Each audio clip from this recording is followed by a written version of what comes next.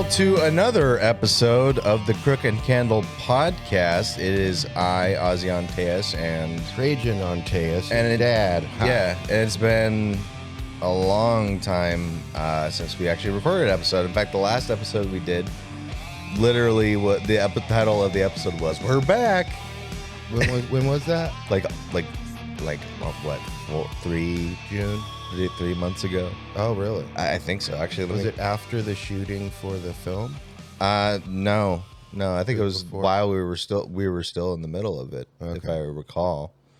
And that's what we've been doing. Yeah, that's one of the things we're going to talk about because since that happened, the filming wrapped and all that. Let me see. Oh, it says a month ago. It seems like That doesn't sound right. Yeah. That's the we're back. Really? Because we finally got finished with Did it shooting. Did it only take a month to shoot that stuff? it was the month of May and then the first weekend of June.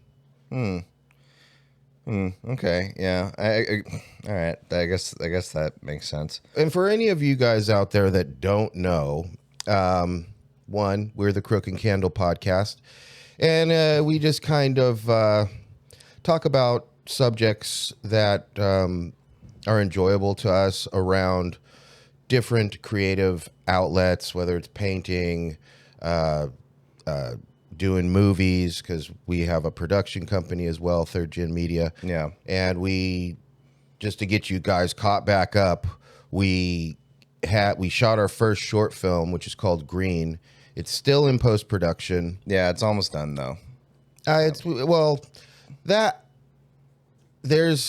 I did get to see the rough cut. Yeah. And I was already like, as I was watching it, I'm like, I need to watch it again and take notes, because there were a couple little things. And I assume that some of when you tighten everything up, Well, yeah. I mean, it's a rough. going to cut. be, It's and I knew that, up. I knew that, and I was actually talking to Chelsea about that. Yeah, I'm probably going to point out things and annoy Ozzy. No, there's some things I already know that are messed up. Some of which was not even my fault. Like I remember there was one point, because I know what happened during the production. Like because we have a bunch of young people on the production who never did this before. Yeah. So when you get a bunch of people that has never really done it before and just kind of, acting upon the direction of people that generally know what they're doing, sometimes there are moments where people get creative and think they know what they're doing, and then they do something that once it's handed to another person, it's like, why did you fucking do it like that? Mm-hmm. It makes no sense. Like there was like one point in one scene, it was like near the end of the movie where, what was it? Spacey and Tommy are in the bedroom, and the first opening scene, it's a shot of him, Spacey, like just a head-on shot, close up, and the audio that they recorded didn't make sense to me, because it's like they recorded it as if they had the boom mic next to Tommy, who's in the background, and it sounds super fucking clear, and then someone shifts the boom pole. You can hear it. Yeah.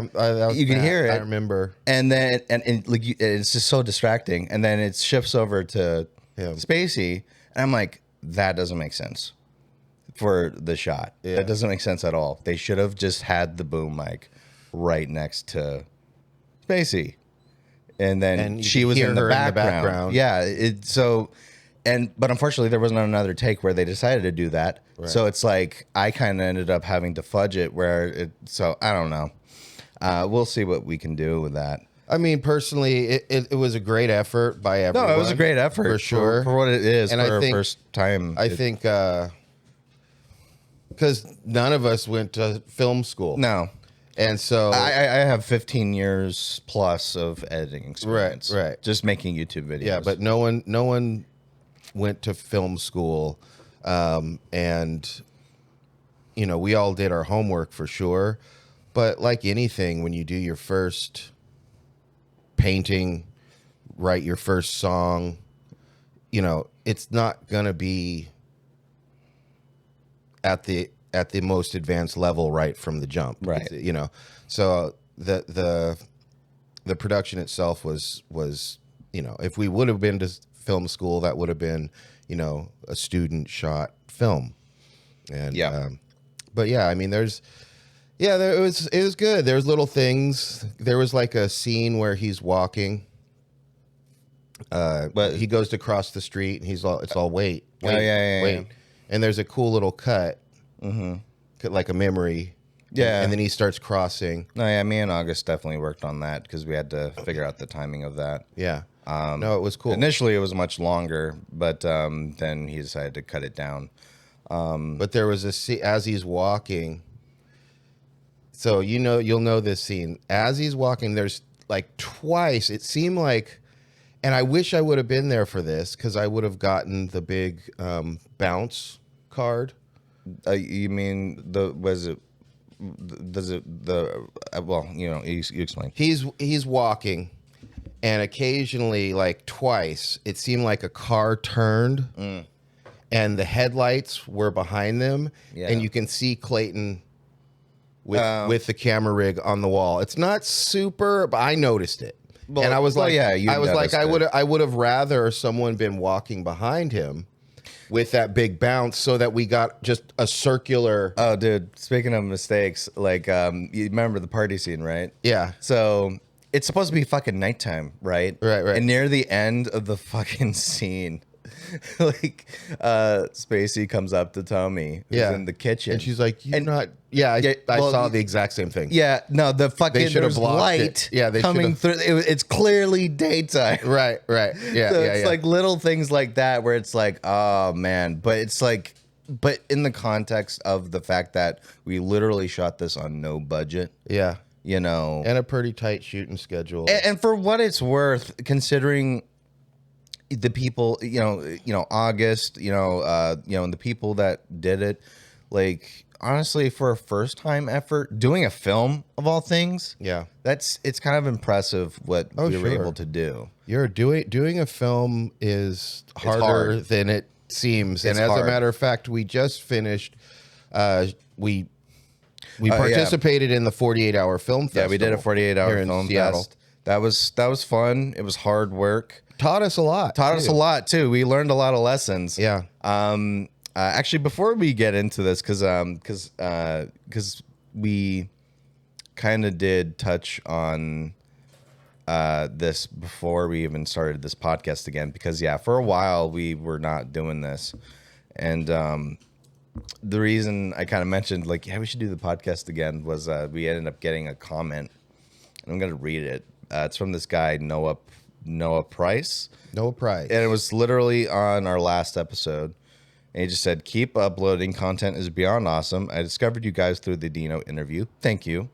It took a second chance to check out your podcast, but I love it. Looking forward to continued listens while I get cozy in bed. Very hard for me to fall asleep unless background noise is on. Therefore, you guys talking about introspective shit that makes me want to be a better person every day. Thank you, dude. That like when I saw that comment, it made me feel super bad. And you gotta make sure you respond to that comment. I think I did. Well, do another one. Well, yeah, let them know we're about to drop another. Yeah, episode. I'll definitely do that for sure. And we will be coming back. We've just been busy. Well, yeah, we've been busy, and there's been multiple reasons, the multiple things. I mean, obviously, it was like, yes, the film is important. Got to prioritize. You know, this ain't making us money, so it's like, you know, we're trying to prioritize our future and like things that will and it went get from us. It went from being like May, and still rainy, to June, July, and August, and everything is picking up. Like more people, it's sunny. Yeah, people are going out more. Work, like I have tons of work. You know, you're working hard, so yeah, it was just it's been a long kind of experience trying to get everything working. Had a little bit of burnout too with making content. That's kind of another reason why I kind of wanted to take a break on this shit. But honestly, since then, like I've felt more like since working on the film and almost being done with that. Still not done yet. Obviously, it still needs to be finished up. But Oh, I'm actually, just as an aside before you go,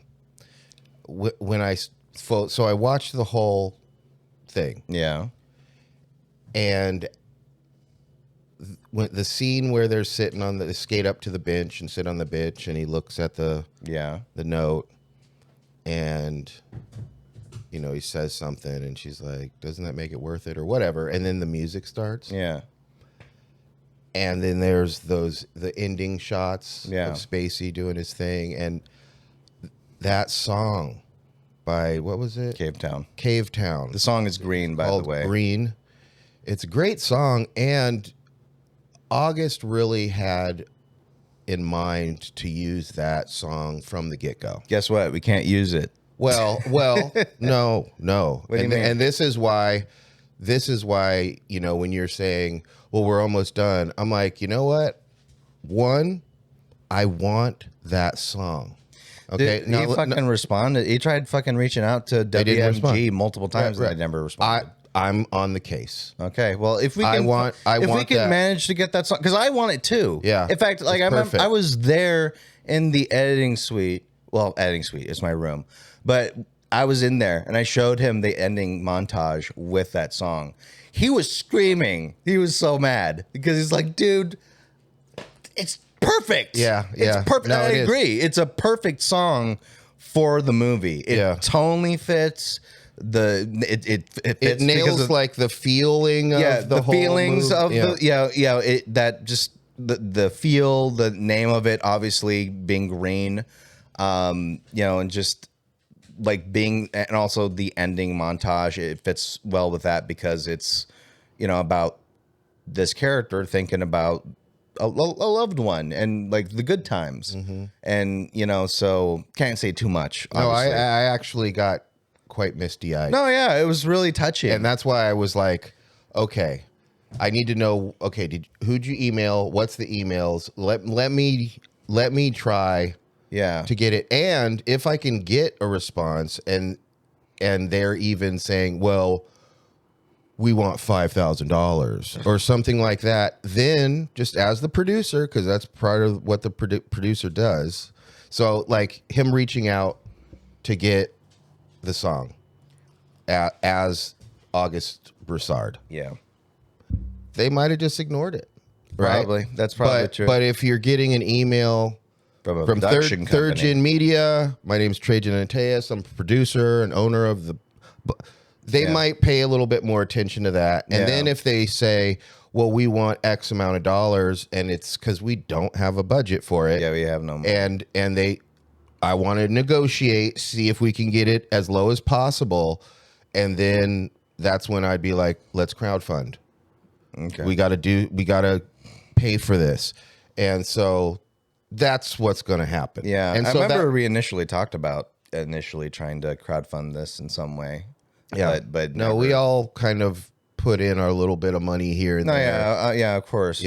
For sure. Yeah, we put in our own money. for food. I bought gear for Yeah. the shoot. Oh, yeah, you spent a lot of money on fucking, what was it, Uber? Or no, not Uber. That rideshare thing. Yeah, I was doing the ride share. I also bought that gimbal. Yeah. Oh, yeah, the gimbal for the. Yeah, and then the ring and Yeah.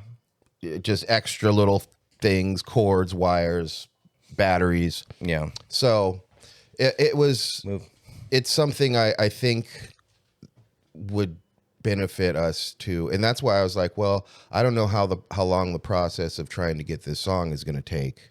And, and even if it was like, okay, they give us a number and I'm like, okay, well, we need to crowdfund it. I don't know how long that's going to take. So, Well, and that's the thing too. There's no guarantee we'll get it. well, yeah, there's no guarantee, but the way I look at it is like this. We're too late in the year Yeah. to put this forward as a project for any kind of film festivals. Yeah. So we got time, and we can sit there. And I actually was watching a video on a guy that did his own film, and he said, and it was really good. And he was like, yeah, it was just me and my friends. And it took, I can't remember if it was like a year to get it done, just like weekends here, weekends there, just bits and pieces, until he finally got it. And then he goes, I spent the next 3 years editing it just to make it, because he wasn't rushing it. He's like, I'm going to use every trick in the book. You know, I'm going to edit it as tightly as possible, you know. And so he just took his time, and the end result was awesome. So right now I'm like, you know, I was kind of in a rush. That's why I was like, I want it done by July or August. But that was because I was like, I'd like to try and get into like the San Francisco Queer Film Festival or the, you know, film festival up here or whatever. But the deadlines are they're over. Yeah. So we can't, and there's no reason to rush anything. That's why I'm like, I want to get that song. I want to put in a significant amount of effort to get this song. And if we want to sit and fucking tweak the edit over time just to make it, then, and it's like, to me, I'm like, yeah, I have this idea of like, yeah, I want to premiere it in September and stuff like that. And I'm like, listen, if we premiere it in February or March, that's fine. Yeah. It's the excitement of wanting to show what you did. Yeah. But, you know, in a professional sense, making a movie is, you know, you want to make it right. You don't want to just get it. And actually, that's the thing. That's the thing about being an artist and do it right, not quick. Yeah, you don't exactly do it right, not quick. And that's in anything creative. And I've, as a creative person, Well, anything in life, to be honest. Yeah. Do it right, not quickly.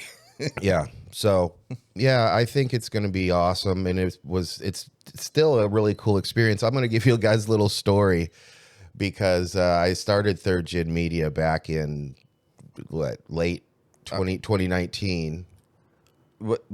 Yeah, okay. Yeah. Late 2019. Yeah. And then COVID happened. Yeah, that was such bad timing. But anyways, we're over by August's house and we're shooting some scenes in his apartment. And then he's like, okay, time to grab all our gear and we're going to go outside. Yeah. So we grab all the gear, we go outside, and we go across, because it's like he lives on a cul-de-sac, you know, like a little turnaround. So we walk across the street towards the end of the cul-de-sac, but we're standing in front of this building. Yeah. Big gray building, blue-gray. And all of a sudden, this guy pulls up and gets out. It's this black dude. And he walks up and he goes, what are you guys doing? And August's like, oh, we're making a film. And he's like, who's the producer here? And I'm like, I'm the producer. You know? And he's like, oh, okay. Hey, you know, not trying to break balls or anything, but this is an Amazon building and you can't shoot any scenes in front of it. And I was like, oh, no, we're not going to be here. We're going to be at the end. We're just standing here. Yeah. And he's like, okay, no biggie. I just want to let you know. But it was like a proud moment where I'm like, I'm the producer.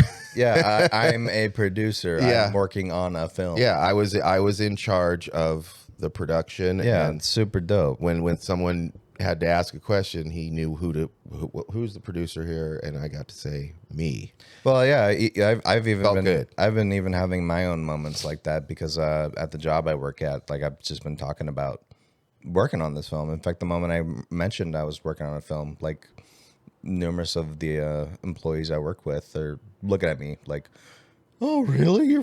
You're making a film and all that stuff?" And it's like, "Yeah," and they could tell I'm serious because it's like the way I talk about it. I know what I'm talking about. Yeah, yeah. You know, because I've been editing videos almost my whole life. Yeah. So you know, and I know my shit.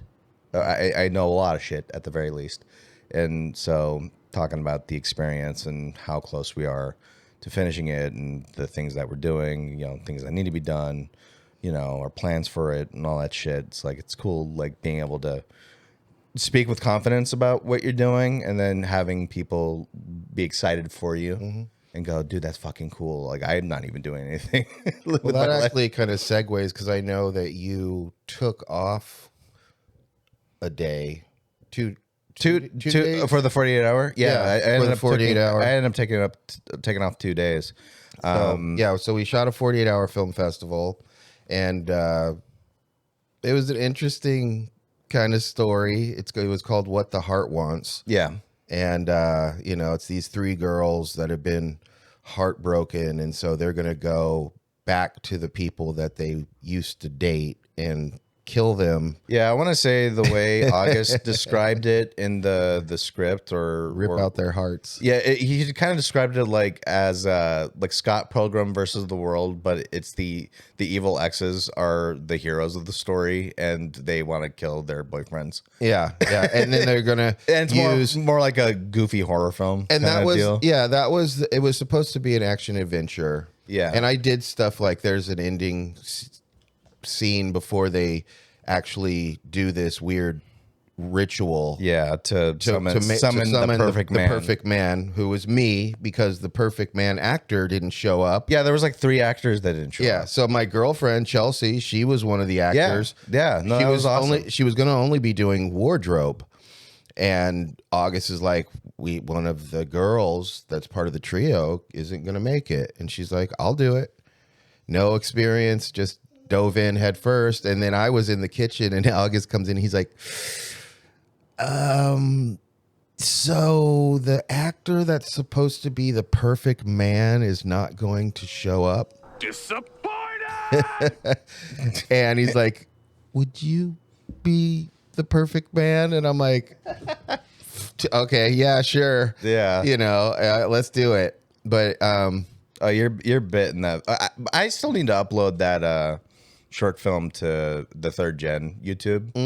Because I wasn't, it was kind of weird because I know this is a tangent on the side that has nothing to do with anything, but like because initially it was like on the rules and frequently asked questions, they're like, oh, you can't upload it until we premiere it, but they kind of made it seem like they were going to upload it themselves. Yeah, they're going to put it on their, you can go on their website and look at previous years. Yeah, well, really? Yeah. Okay, well, I mean, because I was like looking on their Facebooks and shit, and like I was seeing other teams that were just posting it on their YouTubes and shit.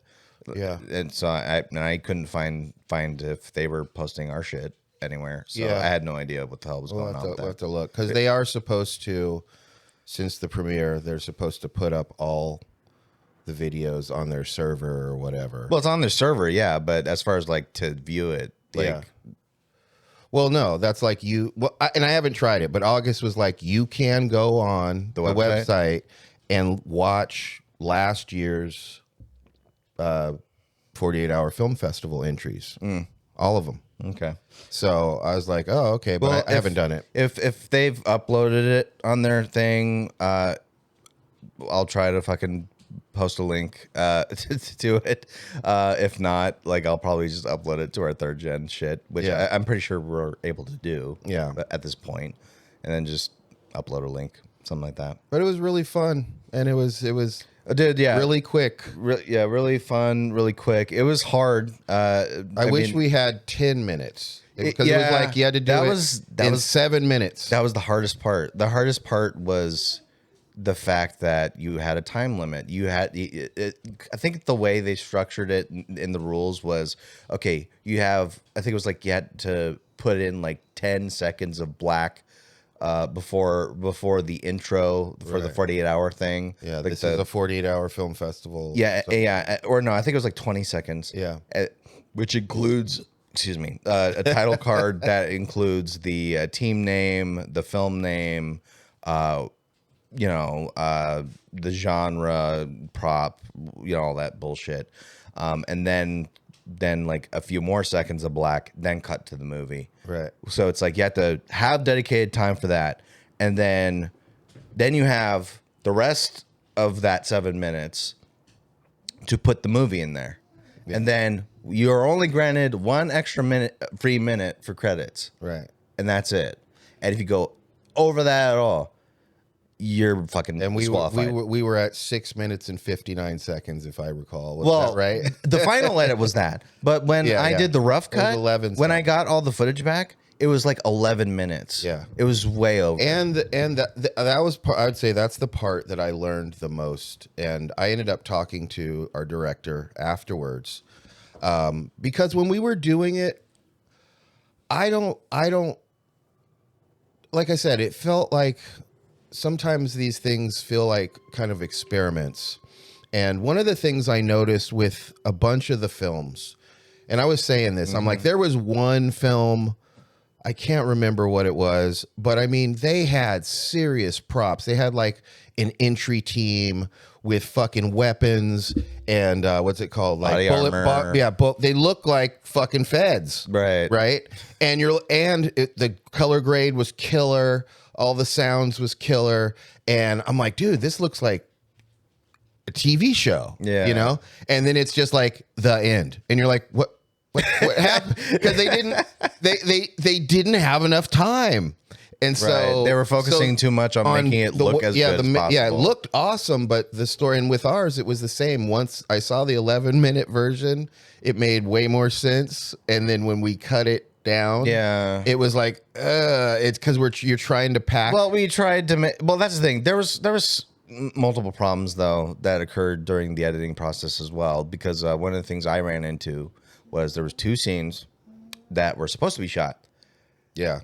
That were botched. Got botched. They were botched. And I know what happened. What happened was Clayton, the operator, I think what happened at some point, he ended up hitting the button like right before the scene was supposed to be shot. Right.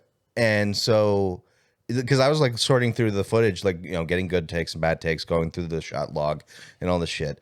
And so I was going through the takes, and then I see these 2 I think it was like 3 takes where it's like, I'm like, what the fuck am I watching? Is this behind the scenes footage?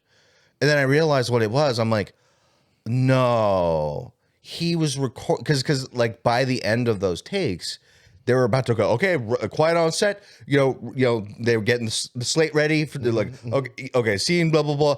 He hits the record button. He didn't get the fucking scenes at all. He was recording unknowingly, and then hit the button, no one called him out on it. Well, see, this is something you learn. Like, we're using the GH5S to record this on, but for our short films, we use the Blackmagic 4K, and it's perfect for that. Yeah. And now there's a red light on the front, so that you can see it's recording. And I'm like, okay, from now on, so that never happens again, who's ever doing the slate, they have to look. They have to make sure camera. It is, and they actually say camera recording. Yes. Green, scene 2, take 1, click, and step out. Yep. So that is something. These are things you learn through experimentation, and this is a great opportunity for you to learn something if you're listening. Yeah.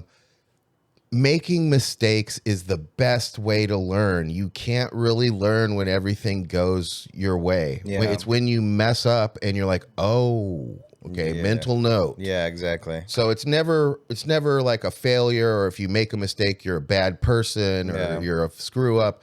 It's just part of the process, and just, you know, take it in stride that you're going to make mistakes, and that's part of the experience of being creative. Yeah, that is true. I mean, there's definitely a lot of things. There's a lot of things I definitely learned just in terms of working on the short film for Green and the 48-hour thing. You know, there's a lot of lessons. In fact, one of the things I kind of thought to myself, and I think I even mentioned it to you, we were at a bar one day. I was like, you know, I think as an editor, like, and having to deal with the shit in post-production and seeing kind of some of the mistakes that people were making, like, I think as that point of view, it'd be valuable for me to be on a production set. So that way, if someone comes up with an idea like, hey, let's do this wacky fucking thing, I'd be like, I'll think about it. How would that look in post-production? And go, no, don't do that. Just do it like this. Well, I would like to also, this is something, because like just talking about that, whoever's doing the slate, they have to confirm that it is recording. Is get August, Clayton, I think that's really it. I think it should be you and me, and then the director and the camera operator, and discuss both the green shoot and the 48-hour shoot, and kind of discuss stuff. Like in October, I think, because October is my favorite month because of Halloween, but there is a 48-hour horror film festival. Yeah, we're doing that. That we're going to do. And so right when we did the premiere of the 48-hour film, What the Heart Wants, afterwards, and these were things that I thought while we were shooting it, but I'm like, I'm just going to let this play out. And so there were some scenes where I'm like, I just do not think we need it because we are under a time constraint. Dude, there's multiple scenes when I was editing it where it was way too fucking long. Yeah. And even while I was editing it with August, like he was just sitting there with me. I'm like, dude, because I already wrote all these notes out on the fucking DaVinci Resolve editing timeline. Because you could do that, you could just add notes, and there was like multiple of them, like even like the intro, like it was like, okay, you have multiple shots of these three girls walking down the street. Yeah. But it's way too fucking long. You don't need a fucking shot of them crossing the sidewalk and almost getting hit by a car. Right. You don't need that. Right. Just cut it down, make it quick. Three angles of them, a little bit of narration, boom, done. In fact, the opening narration that he originally did, super long. Funny. I like the idea where he's like trying to read these stupid lines, and then he's like trying he's like trying to argue with the PA or whoever's doing the production. Shit. Yeah, who wrote these lines? Who fucking wrote these lines? You know, this is stupid. And in my head, you know, it's like I'm thinking like that would be good for like a longer cut. Yeah, but too long. Yeah. It's unnecessary. Yeah. But he was a fucking champ about it because when I mentioned that shit, he's like, well, maybe I could do a shorter version of that. I'm like, all right, let's fucking do it. And I have my Shure SM7B on my computer setup. I just go to the Fairlight tab on DaVinci, open it up, connect my fucking microphone to it, patch it in, and then I'm like, okay, go. And he has whatever he wrote, and he just did it right there, and we just put it in. Sweet. You know, just that's the cool thing about editing. It's like you can do stuff like that. Yeah, just on the fly. Now with that, I'm gonna call that today. Before we go, happy birthday, Ozzy. Right? Yeah. This is Dirty 30, Triple X. I don't know how it happened, man. You're 30 years old. I'm feeling older. I'm feeling older every day. Yeah, that's super cool. So we're gonna go do some stuff tonight. We're gonna go to Coindexter. Play some video games, eat hamburgers. Yeah, that sounds like fun. Maybe we could even head over to Pie Bar, get some birthday pie, or something like that. Because I told them about it, and they're like, oh, maybe we can give you something on the house. Okay, so that sounds good. Yeah, that'd be a good way to end off the night. All right, but anyways, with that, thank you for listening to this episode. We're back. We're going to definitely give you more content. Yes, we're gonna do this every other week. That's the plan. We want to get back to this. Yeah. No more lazy bullshit. We're gonna continue to do this as usual. Don't want to disappoint Noah Price.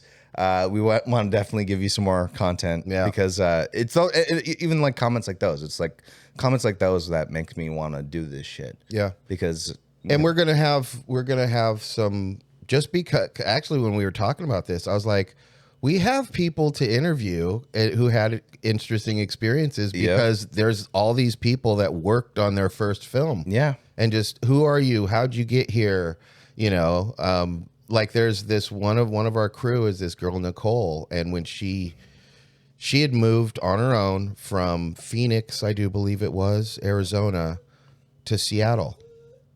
Didn't know anyone and went on Facebook, I think, looking around, and August, our director, had put up, hey, we want people to help with the film, and she jumped on it.